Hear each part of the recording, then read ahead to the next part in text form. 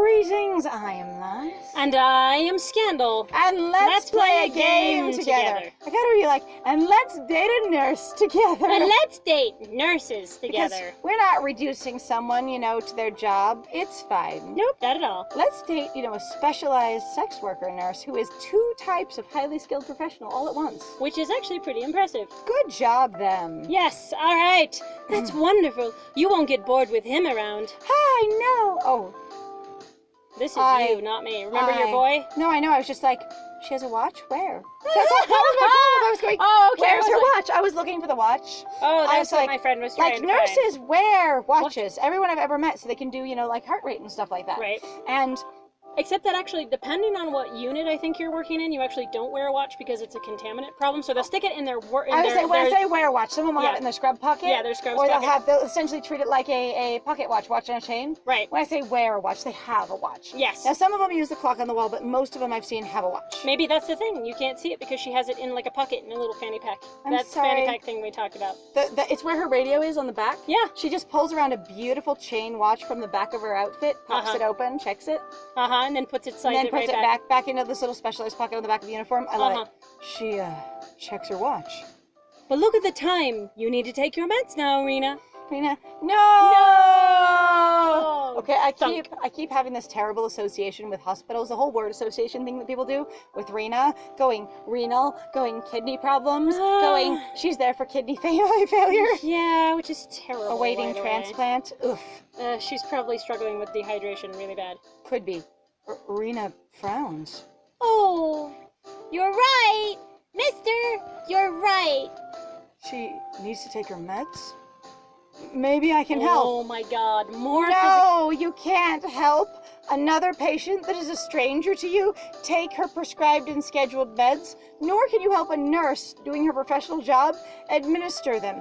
You are a minor. Rena looks like a minor. You are a stranger. You have the adult working here as a professional cannot allow you to do this. I'm also just like, this is ridiculous too. Like, the level of playing with the guy game really is a lot about physical invasion and about always thinking about where can I interject myself? Where can I push myself in? Where can I basically say that I'm useful and that I'm a part of this? See, look at me, I'm a part of this. Or hi, how can I engage? How can I be involved? How can I start things? Also, I'm like, it took me this long to think about it because there were so many other things going on. Where are his parents? He's 16 and he got a massive, twisty spiral shatter fracture, on his, somewhere between a spiral and a green stick fracture on his leg. Where are his parents? More isolationist fantasy. I know, but I'm just like, where's his guardian? Let's say he's a foster kid. Right. Something.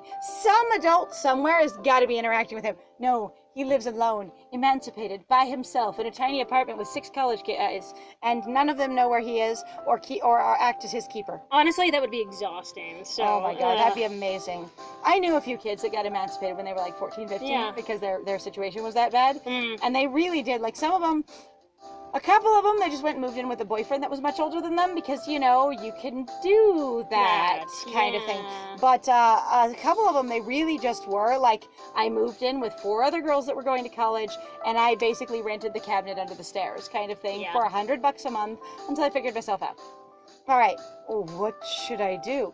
You should probably go back to your own... you don't need to do anything, my dude. At all. Offer to help Rena. Stay with Miki. Oh! So she's saying we need to take Rena away to go take her meds. But Louisa never looked to us or asked us anything. This is literally him interjecting himself as he's necessary and a part of the plot. Into now 3 experiences. Yeah, this is really super weird of the level of involvement going, what should I do? It's not a, what should I do? It's in the way that it always does with the girl games, because clearly it says, what should I do? But it's how should I start something? How should I engage? Right. In the girls games, it's always, how should I handle this thing that's happening to me? Right. This is very much, how can I engage with the thing in front of me? Right, and it's also we don't even have an option to pull away or not get involved. It's always, you have to offer to help Rena, or you have to stay with Miki. I was gonna say, or go back to our room. There's no option to do something on our own. Yeah, there's no option to retract, to pull away. So, I'm gonna stay with, I would say stay with Miki. Going, 1, I don't know, I'm not very good at moving myself around. 2, Rena looks distressed and I know nothing about her situation, and I honestly, if I'm him, I don't want any of the 3 of them to dislike me, and I'm gonna be worried about one of them being alone.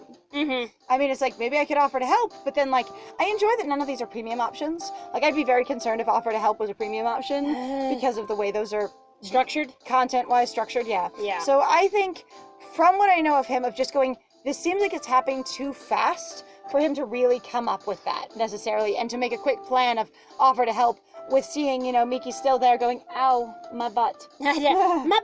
My butt! My butt! My butt! It's fine. So we're just gonna stay with Miki. Alright, sure. I'm like, I don't.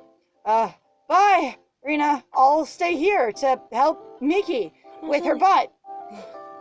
I'm also just like, really, I'm with my friend going, where is literally everyone else? You don't just have, again, another kid who literally has a busted leg that is up and raised and he's in a wheelchair helping out with everyone else. That is so ridiculously, I want to call that selfish. That is so self-centered. Like, this is weirdly offensive in a way that I can't even necessarily describe. I still cannot figure out what's going on between these two. And maybe somebody will figure out the difference between, like, the two styles for games aimed at girls versus the games that are aimed at guys. Like, the tone is wild. I say, and again, this is only one example of a game aimed at, you know, boys/men. And I think we're going to need to get, like, at least one more sample before we've got a good picture of this. But, like, there's a lot of this where I don't know what the social context and framing is. In the same way that as we've approached many of these games, we're going, we're not in the fandom of Otome games. We have very little experience with them. So we don't know what's expected, what's standard, what's normal at all. And it took us, you know, basically having an error with My Mystic Dragons to then go, okay, when you just blaze through the story, it has a different experience to it. Right. And then getting some, like, directorial choices and ideas of how it maybe is supposed to work. But I'm like, I don't know why we need to be involved in either of these situations. Yep. And I guess the only thing I came up with was, of course, you got to be around the girls because it's a dating game. But what's the narrative in world of why he feels like he needs to help or be involved in this? That's what I'm looking for. Yes. How thoughtful of you. I did. Right. See you later, mister. Hi.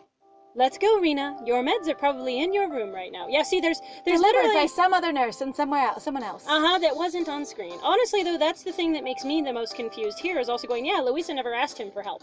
Like, this transition and no literally is not him being shat on by anyone else. They're just naturally moving on without him. They don't consider him at all. It's just sort of a experience that he seems to be having. Additionally, he's not supposed to be here. Rena's not supposed to be here. Neither of them were even invited to the situation. Rena was being nosy anyway, but she had been heading back to her room, and what would have likely happened if they had both just gone back to their rooms when they said goodbye initially, is Louisa would have come down here, checked on Miki, and been like, things are okay, and then gone and given Rena her medication. Yep, pretty much, and then probably checked on us. And then probably checked on us, since we're the patients they're caring for on their floor, it seems like. All right. What does Rena need her medication for anyway? Because it's totally fine to break medical privacy laws. Totally quiet. And, you know, invade someone's space and just ask about their condition. Also, you're not asking Rena. If you're supposed to date Rena, you think nothing of Rena. Rena is just a tool or an object for you, and going, I'm going to talk to the bigger adult here going, what does she need this for? Unless basically you're very young. But most people, I would imagine, even a 16-year-old go, hey, Rena, why are you here? Right, Actually, not asking the nurse, but asking the person who you've said you expect to be friends with. Yeah. Going, medication, what's it for? Right. Instead of looking to the nurse and being like, what does Rena need her medication for? Yeah, there is a level of deep impersonalness too, of I've just excluded Rena from the conversation kind of thing. And now we're talking about her instead of to her. And about her in front of her too. Yes. Like, you're not a part of this conversation. You are so basically beneath notice or beneath talking. You're just there as like being this cute object that I get to ask questions about and ooh. You know, it would be a fun little convention. You know, when they have three people that are in the scene but aren't on screen, if they had like a chibi version of the other one wherever they were standing, that'd be even cute. if it was just a one-time use, like a one structure, and they didn't move it around at all, just going, she's on the stairs, they just have a little tiny Miki one on the stairs. That would be really cute. And anytime you're looking, and here's the primary ones, the other ones are just chibi in the background. Right. That'd be adorable. That'd be really cute. That is weird though. Also the dead silence kind of thing. Shifting, and Rena because it's looking dramatic. real serious.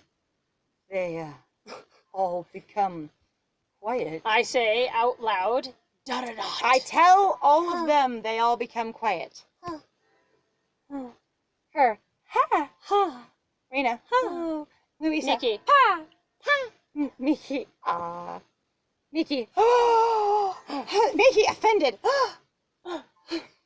Rena. Rena. Louisa. Oh, did I say something wrong? I might not know about medical disclosures laws or that you're not supposed to ask about people's records and their conditions. Why is your clipboard square instead of rectangle? That's really unusual. I just want to know what Rena's illness is. Is that so wrong? Luckily, Louisa breaks the silence. She has no other face. She's a She's very That's a matter congenial. to discuss at another time. With you two as private individuals, because we really can't disclose other people's medical conditions to you. Because that's not what we're here for. Thank you. Bye. Additionally, as far as I know, it is completely illegal to do so. Yeah. To come into one patient's room and go, oh yeah, the patient next door, Mr. So-and-so, who is being treated for fill in the blank. I was just doing this. I have been in a hospital where somebody said something like that, and they were immediately escorted out of the room of like, you don't do that. Yeah, it's actually really looked down upon. So my dad, actually being a doctor, gave me a little bit of exposure to this. While you can talk about the treatments and what's going on with the patients, you cannot give names. That actually is the thing that violates it completely. You just don't talk about the patient as directly by their name. Again, you can talk about what's going on, but you cannot refer to them by name. And I'm going to say that again because it's really important. It's very different to go, yeah, I have someone else I'm taking care of that is, has to be given insulin. That's very, very different than going, yeah, so-and-so in room 12. Right. Or Rena, who's standing right here, has kidney failure and is waiting for a transplant. And if you date her, you'll be a perfect match and transplant one of your kidneys to her. It'll be so romantic as you both need special care and therapy for the rest of your lives together. Ooh. All right. That's a matter to discuss at another time. She's right, mister. Let's go, Nurse Louisa. Except for that serious face. She's right, mister. Let's go, Nurse Louisa. That's impressive. I love Mr. Period. Mr. It's Period. so good. Period. Louisa takes Rena's hand and they both disappear from sight. What was that? I'm so confused. Miki sighs. You and me again, huh? Are you really okay, Miki? Should I ask about your butt? That didn't look like a normal fall. You weren't here!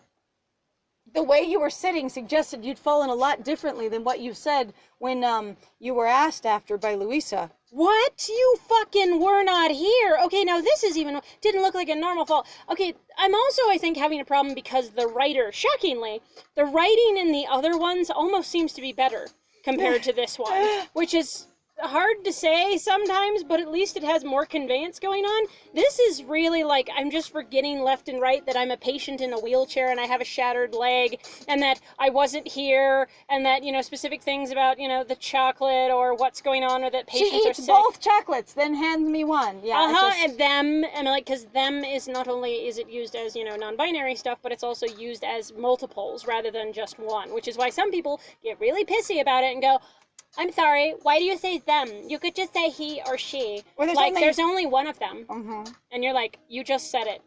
Actually, sometimes I've heard that. It's amazing. All right. That didn't look like a normal fall that I didn't see based on the information that I have. To be honest, no.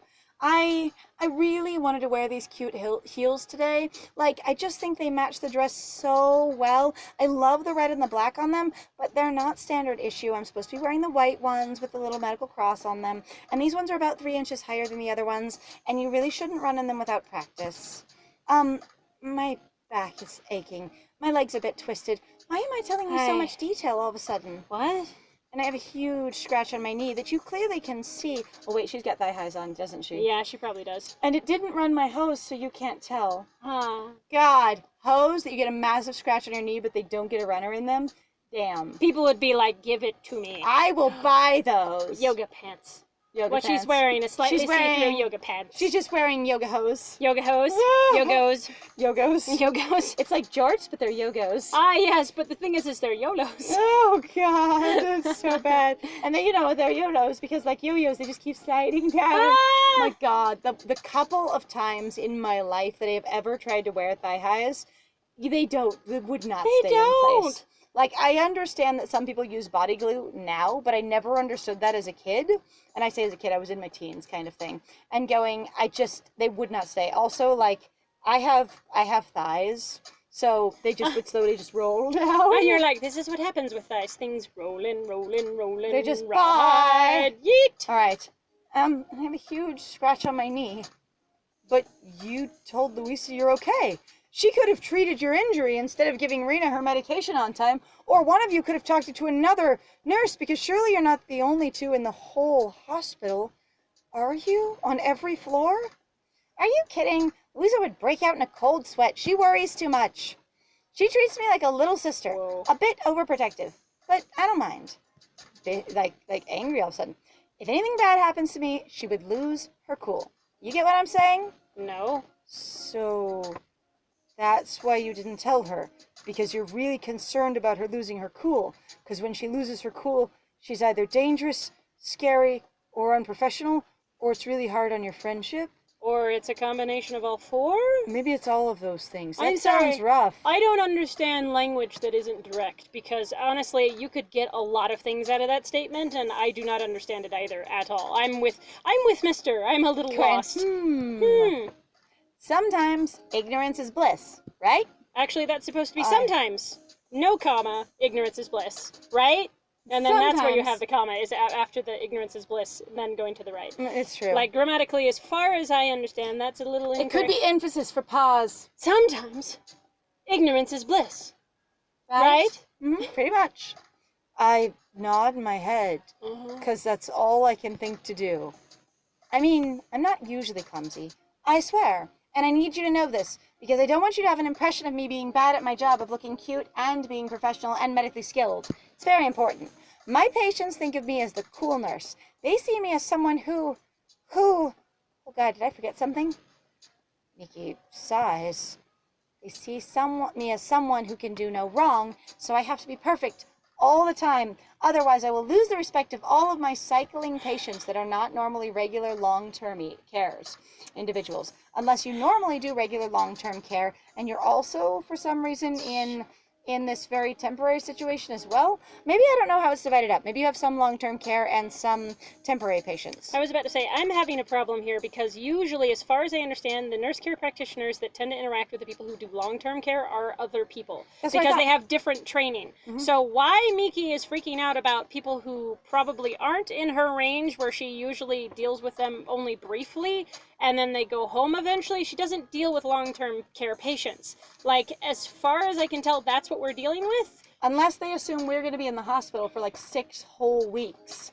And that's considered a long-term care patient. And she's like, I treat them like a team of basically employees. They need to see me as competent and proficient and together. And whatever image I want them to have of me, I'm entitled to generate it. I still, though, don't feel this. Like, this really strongly is strange to me, of just going like, now I'm going to go off about all of my deep insecurities to a brand new freaking patient who's also underage and also really doesn't have any idea what's going on, and he's high off his ass. So, additionally, I mean, the only thing that I can see here is basically that we're supposed to feel sympathetic to her. We're supposed to feel like we're making a connection because she's been inspired to feel vulnerable with us, and we'll be the one person who's in on her vulnerability, as well as this is basically going to be a setup for how we can connect to each other. It doesn't make sense to me, but as far as storytelling is concerned, that's all I'm getting from this. Yeah, and that's fair. I'm just aggravated by it. It feels weird. So it's... I only stare and listen. Also, my jaw slack. I don't know what to do. I also have a problem with Mister as a character anyway, because he seems to, one, keep avoiding emotional outbreaks quite a lot, and seems to try to dodge and move away from things that would make you emotionally uncomfortable, or verbally, like, things that would make people uncomfortable, and he really doesn't, like, deal with them at all. Now, again, he's a young kid, but I feel like this would be kind of a standard, and this makes me personally uncomfortable. I feel like it's a level of trying to write him as more masculine, I guess. Either that, or it could be a level of politeness if he's trying not to invade in something that's more personal than his level of connection to them. Like, it could possibly be a social thing of going, they just shared something really personal. I don't know them that well. No, I'm not going to call you by your first name. Right. So it's possible that, I'm guessing. But again, I don't know that at all. The other one I get is basically we're trying to avoid him being emotional and vulnerable himself. Right. Because if he engages with this and goes, oh, tell me about that, and wow, I have sympathy or empathy for you, rather than I am strong and stoic and here for you, I stare and listen. Right. then it gets a very different picture of things, you know? Right. So that's my best guess there, but we're going to have to find out what happens when we stare and listen in the next one, because... Yes! Guess what? It is the end! So thank you very much, guys, then, for joining us. If you like what we do, please feel free to like, comment, and subscribe, and please also feel free to share our videos if it inspires you, or if maybe something you want to share is actually making you laugh, so, because that is what we're here for. Other than that, if you'd also like to support us more directly, please feel free to go check out our Ko-Fi or Patreon. We've got links in the description down below. Other than that, I have been Scandal. And to everybody who has supported us in those ways, and our consistently beautiful one patron, thank you so much. Like, definitely. And I have been Liz. And it was great playing with you. Bye!